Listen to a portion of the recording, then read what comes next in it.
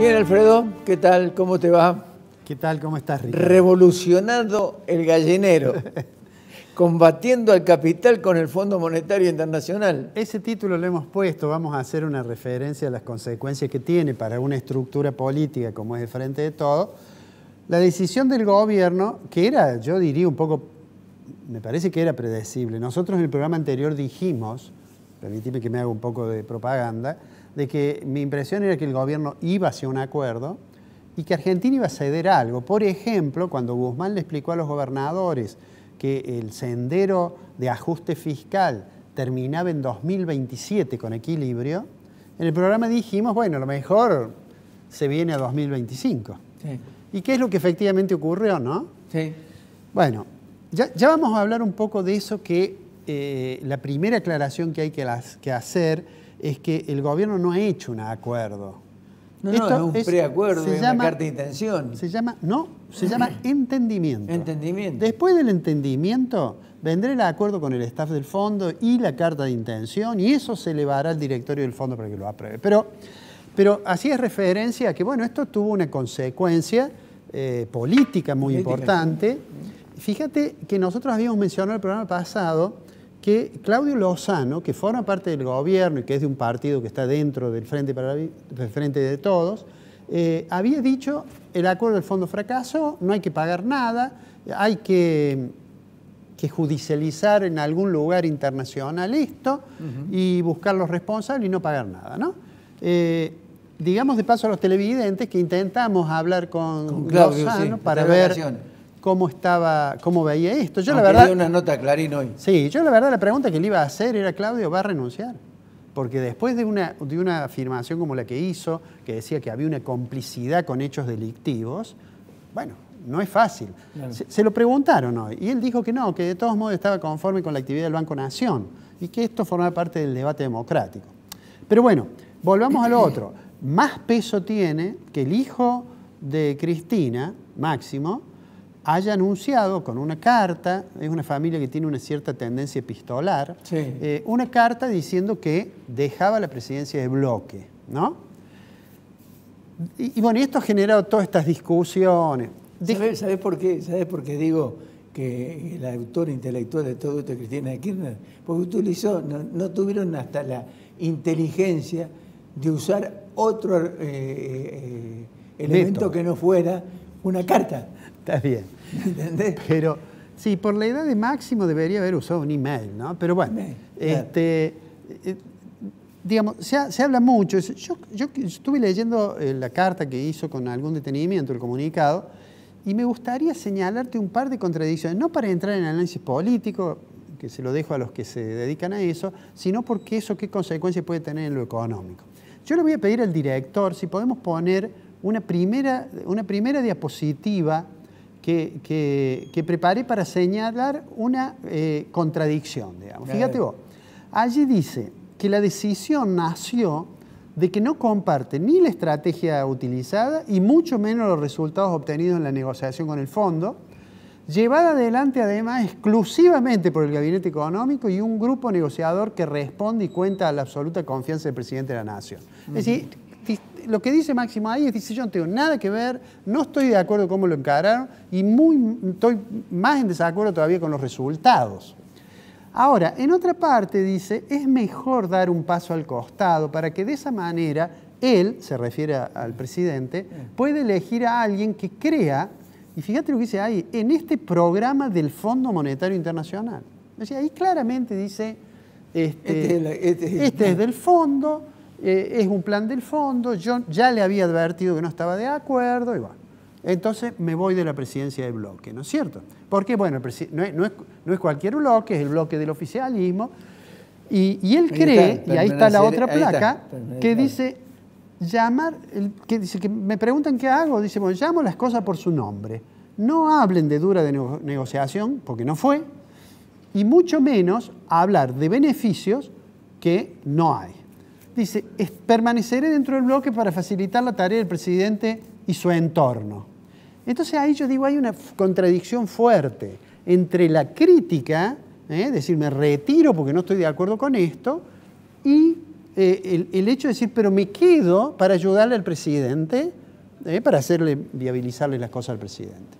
Bueno, habíamos comenzado a hablar sobre esta situación de la salida de Kirchner de la presidencia de Bloch, y yo decía que mostrábamos ahí en algunas expresiones de su carta que había unas contradicciones allí. Después de decir todo lo que dice yo me voy a quedar lo mismo en el bloque para ayudarle al presidente y a su entorno en las tareas por delante. Bueno, esto me parece a mí una contradicción muy fuerte.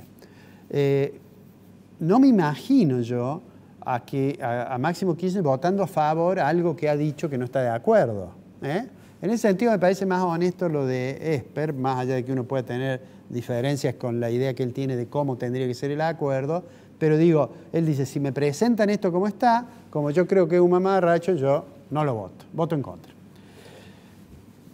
Esto genera, creo yo personalmente, genera una situación, una complejidad más para el gobierno. Sí. Vamos a ver, cuando estén los memorándum, cuáles son las decisiones que finalmente acuerda el fondo con Argentina, porque por ahora, insisto, es un entendimiento. Pero me gustaría señalar dos cosas que yo creo que en lo que ya dijo Guzmán hay algún problema.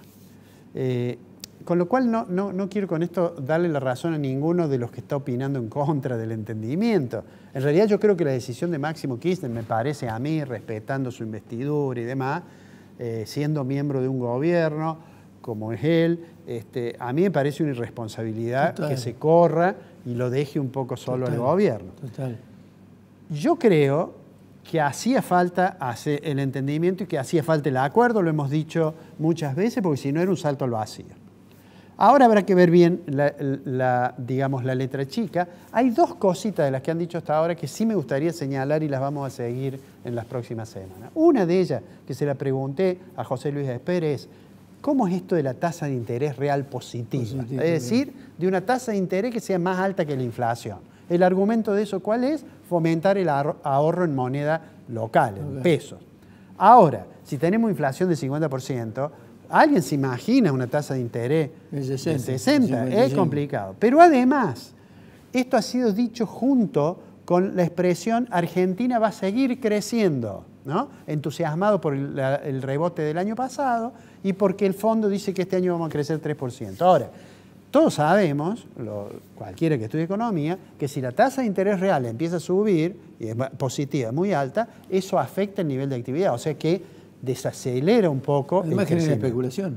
Además, pero además desacelera el crecimiento. Es decir, entonces, por un lado ahí hay una duda. Y la otra duda grande que tengo es que el ministro dice, bueno, vamos a reducir el déficit en este periodo hasta 2025, el déficit primario, pero dice, no vamos a bajar el gasto.